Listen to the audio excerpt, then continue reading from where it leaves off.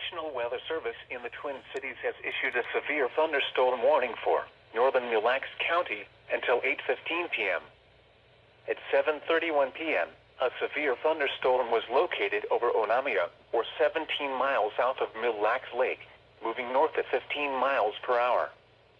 Expected hazards include 60-mile-per-hour wind gusts and half-dollar size hail. This is a radar-indicated threat.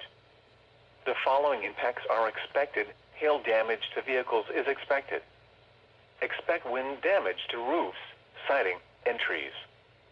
This severe thunderstorm will be near Walking around 7:45 p.m. Isle around 7:55 p.m. Vineland around 8 p.m.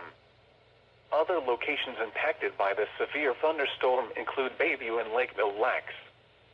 This includes U.S. Highway 169 between mile markers 208 and 222. Prepare immediately for large hail and damaging winds.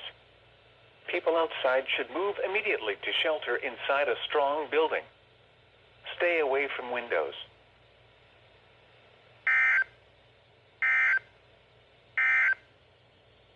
The following is a